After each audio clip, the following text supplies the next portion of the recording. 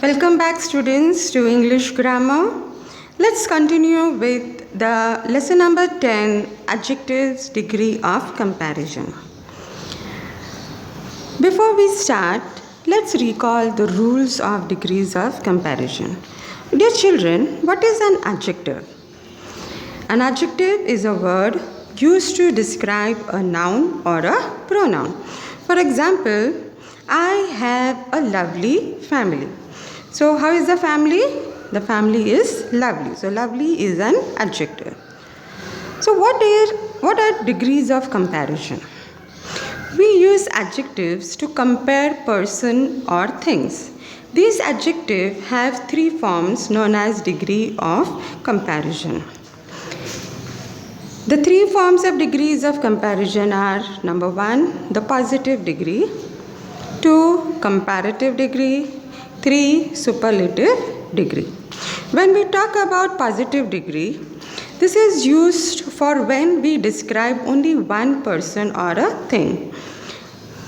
That is, we do not compare the person or a pronoun to anybody. For example, Mr. Mehta is a rich man. We are talking about only Mr. Mehta. Samantha is wearing a pretty dress. Her voice is sweet. When we talk about comparative degree, this is when we compare two people or things to each other. When you are making a comparison between the two. The formula for comparative degree is subject plus to be. To be means is, are, am, was, were, plus adjective, and adjective should be added with er word plus than. Please remember this formula. Examples of comparative degree: Mr. Mehta is richer than Mr. Sharma. Now Mr. Mehta is being compared with Mr. Sharma. Samantha is wearing a prettier dress than Sia. Samantha is compared with Sia. Her voice is sweeter than mine. So the girl is being compared with me. Let's move on to superlative degree. This is used when comparing more than two people or things. The formula for superlative degree is subject plus to be plus the superlative degree of the adjective. Superlative degree, you compare the particular noun or a pronoun with many. Then we use superlative degree. Example, Mr. Mehta is the richest man in the city. In the city there are so many people, so many rich people, but he is being compared with many. Samantha is wearing the prettiest dress among all. There are so many girls, but she is wearing the prettiest one. So Samantha is being compared with many girls. Her voice is the sweetest in the family. Now, dear children, some adjective gets er and est, but in some adjective you have to add more and most before the given adjective. Now, how to decide which words will get er, est and which words you will add more and most? So, when you pronounce or read a word, you have to follow the syllable.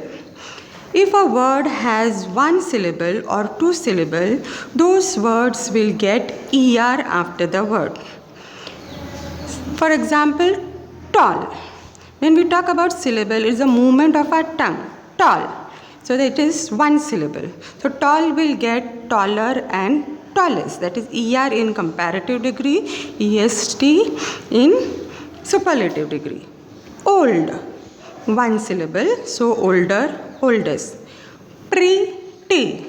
Here you have two syllables. So prettier, prettiest. Narrow. Here also you have two syllables, so narrower and narrowest. When you get more than three or more than three syllables, then those words will get more and most before it. For example, generous. Here you have 3 syllables. So more generous, most generous. Important, 3 syllables. So more important, most important. Intelligent, more intelligent, most intelligent.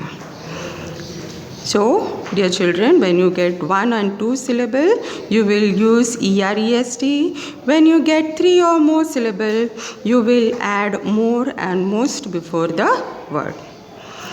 There are some words which do not follow any rules. The list is given here. You can also find these words in your textbook. You have to memorize these words. Bad will become worse, worst. Far will become further, furthest. Good will become better, best. You have to memorize these irregular adjectives. Let's move on to the textbook exercise. C exercise. In C exercise, positive degree is given. You have to write the comparative and superlative degree. Before you solve this, read the word. See how many syllables you get and accordingly you put your ER and EST. Suppose for example wide. Wide has 1 syllable, so wider, widest. Heavy, 2 syllable, so heavier, heaviest. Courageous, so you have 3 syllable, so more courageous and most courageous. Good, good is a word which do not follow any rule. So good becomes better, best. The rest of the words you can follow, you can solve yourself. Let's move on to the D exercise. D exercise should be solved according to the given formula. Subject plus to be plus as plus adjective plus as. To be means is, are, am. According to the noun, we will be putting is, are, am. First sentence, Bunty, playful, a puppy. Answer, Bunty is as playful as a puppy. Dear children, in this sentence, the comparison is between the two, Bunty and puppy. But both are equal. Second sentence, Rima, beautiful, her mother. Answer, Rima is as beautiful as her mother. Third, the dancers, graceful, a swan. The dancers are as graceful as a swan. So dear children, you can solve the rest of the sentence yourself. Follow the formula given. Let's move on to the next exercise, E. Frame similar sentences. Follow this formula. S plus to be plus adjective plus ER plus than. That means you have to change the given example into comparative degree. First sentence, the sun, large, the earth. The sun is being compared with the earth. So the answer, the sun is larger than the earth. Second sentence, iron, heavy, wood. Iron is heavy than wood. Gold, costly, silver. Gold is costlier than silver. Solve the rest of the sentences yourself. Let's move on to the next exercise. For F exercise, follow the rule. Subject plus to be plus the superlative degree of the given adjective. First sentence, Rohit, good batsman in our team. Rohit is the best batsman in our team. Mount Everest, high peak in the world. Here the adjective is high. Okay, so you have to use the superlative degree of high. Mount Everest is the highest peak in the world. Mr. Ellen Sharaf, rich person in our city. Answer, Mr. Alan Sharaf is the richest person in our city. I hope you understood how to solve the exercises. Solve all these exercises in your grammar notebook.